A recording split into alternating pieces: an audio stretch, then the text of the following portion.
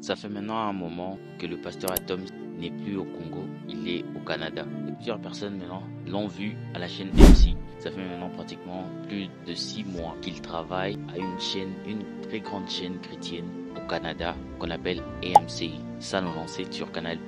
Plusieurs personnes connaissent AMCI. Nous élevons nos voix pour l'adorer, l'agneau est souverain. Et alors, ça fait plusieurs années qu'il a déjà intégré là-bas. Et pour plusieurs personnes, il a quitté l'église Philadelphie. Maintenant, il est installé au Canada parce que plus d'une année, c'est pas une blague quand même. Et c'est là que l'apôtre Roland Dallot, même sur la chair, avait voulu expliquer sur le fait que le ministère du pasteur Atom n'est pas essentiellement comme tous les autres hommes de Dieu. Dire qu'il doit rester au Congo, il doit rester là où il a créé son église. Je voudrais déjà profiter pour dire à tous ceux qui nous suivent au loin, pasteur Dr Atom, c'est pasteur Nadège, continue à être pasteur de Phila, cité d'exaucement. Je pense que la vraie source d'information, c'est nous et ici, non pas les autres moyens qui essaient de nous dire autre chose. Des fois, quand j'entends ces informations, je dis c'est nous ou c'est pas nous. On est deux ou on est trois, donc il continue toujours à diriger cette œuvre. On connaît très bien l'histoire qu'en 2016, l'église Philadelphie s'est scindée en deux parce que l'apôtre Roland Dallot avait reçu la révélation de Dieu qu'il devait laisser son église à ses deux fils. C'est-à-dire que l'église qu'il a eu par la grâce de Dieu construit depuis 2008 et qu'en 2016, pratiquement 8 ans après encore, quand l'église était, comme je pourrais dire, dans le terme païen, à son paroxysme, parce qu'on connaît très bien, l'église avait vraiment grandi. Il y avait des grands hommes d'État qui étaient à l'église. Tu me diras que toi, tu ne regardes que l'angle de l'argent, mais c'est aussi ça. Quand les hommes d'État sont dans une église, c'est-à-dire que tu arrives quand même à attirer les gens de toutes catégories et de tout niveau social. Alors en 2016, il décide de scinder l'église en deux. L'église CMP, donc c'est-à-dire Centre Missionnaire Philadelphie, qui sera léguée à l'homme de Dieu Ken Lomba, et l'église Cité Phila d'Exaucement, pasteur Atoms. Aujourd'hui, l'église Phila Cité d'Exaucement a vraiment grandi d'une manière hors norme, parce que l'église Phila a déjà dépassé, tu vois, même plus de 5000 personnes à l'église, donc vraiment incroyable. Et il a ouvert beaucoup d'extensions, jusqu'ici à Lubumbashi, à Kinshasa, vraiment presque un peu partout en RDC. Et l'église a vraiment grandi. Et en 2023, début 2024, on a commencé à plus voir le pasteur Atom dans vers le Canada, l'Europe, je dirais. Il partait beaucoup en Europe, etc. Alors que Dieu essayait d'ouvrir quelque chose de nouveau dans sa vie, où il a commencé maintenant le ministère au Canada. C'est-à-dire que c'est pas une église qu'il ouvre là-bas, mais la mission principale de tout ce qu'il est en train de faire comme ministère n'est pas d'abord ouvrir l'église, parce que on dirait plusieurs personnes prennent le fait d'ouvrir une église comme un business, en mode il a encore ouvert telle place, il a encore ouvert l'église telle place.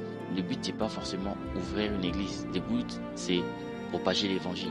Alors il y a des cadres, comme là où il est en ce moment à MCI, donc c'est-à-dire qu'il travaille vraiment quotidiennement à MCI et il dirige même un programme qu'on appelle Teach, c'est-à-dire que c'est sur les réseaux, c'est via la télécommunication, c'est-à-dire qu'il n'y a pas vraiment des personnes devant lui où il est père spirituel de quelqu'un, il y a des gens qui viennent, il visite les gens, mais non, il fait juste quotidiennement des enseignements et ça passe sur les réseaux. Moi personnellement, je suis beaucoup ça, je sais pas si tout le monde regarde Teach ici, mais je regarde beaucoup Teach parce que ça traite des sujets un peu plus variés que dans les églises locales où on a principalement certains types de thèmes. J'ai déjà regardé, je me suis dit, bon, le mal, le méchant, il fait du mal, il va bien, sa famille va bien, ses enfants sont bien. Je me demande, ça sert à quoi alors de faire du bien? Ça arrive qu'on se sente comme ça des fois. Les relations toxiques dans l'église peuvent causer des chutes spirituelles.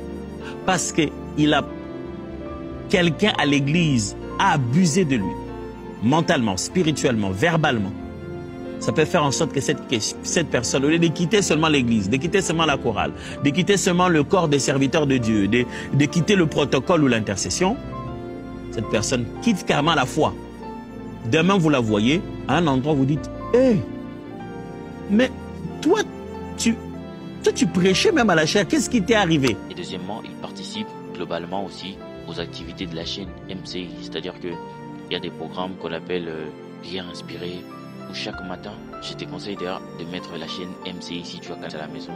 Même si tu es en train de faire autre chose, repasser, en train de manger, etc. Juste la chaîne elle est en train de tourner.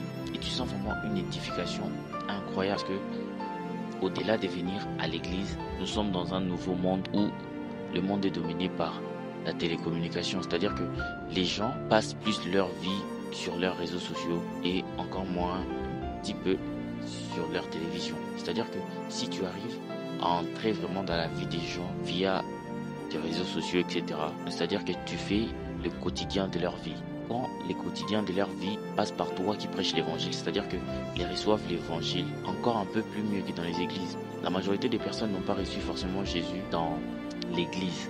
Et je parle aussi de mon histoire. J'ai pas fait la prière de recevoir Jésus à l'église, c'est-à-dire que je l'ai fait à la maison. J'ai l'évangile qui entre en toi dans ton quotidien et à un moment où Dieu le veut, tu donnes ta vie à Dieu, etc.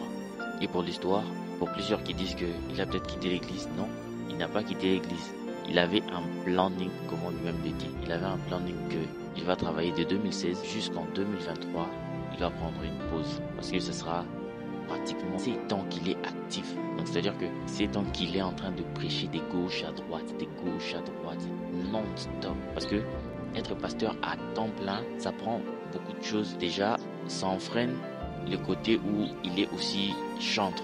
Il est aussi leader de son entreprise. Donc c'est-à-dire qu'il a une entreprise sur le leadership et il doit gérer tout ça à la fois. Et s'il n'a que le ministère qui lui prend autant de temps et avec autant d'extension qu'il a, il devait prendre une pause. Et cette pause, maintenant, par la grâce de Dieu, est venue accompagner de cette opportunité de signer avec MCI.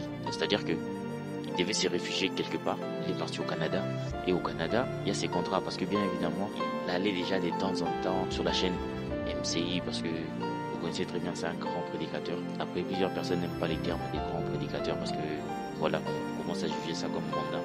Mais grand prédicateur, c'est-à-dire que c'est quelqu'un rempli de connaissances et il a vraiment un appel dans la prédication, dans l'enseignement, etc. Et c'est ça même que le pasteur Roland Dallot avait voulu répondre sur la chair, de dire que voilà, n'a pas quitté l'église, n'a pas laissé l'église, il gère encore l'église mais de loin via encore une fois les réseaux sociaux et les meetings en ligne. Vous connaissez les réunions en ligne, tout ça, pour les gens qui connaissent un peu.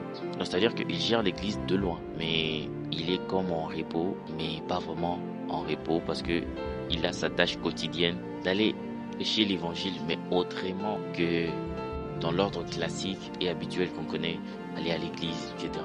Bien évidemment que là-bas, il part aussi dans des églises. Alors, pour les gens qui ne connaissent pas, il est à MCI et il prêche presque chaque jour dans son programme à lui qu'on appelle Teach. Teach qui signifie enseignement, je peux dire. Et c'est lui le teacher. Vous connaissez, pour les gens qui galèrent en anglais, tout ça, le terme est teacher. Moi teacher. Voilà, teacher ça veut dire enseignant. Et il est enseignant dans ce programme de Teach. Et ça bénit énormément de personnes, principalement moi aussi. Alors on rend gloire à Dieu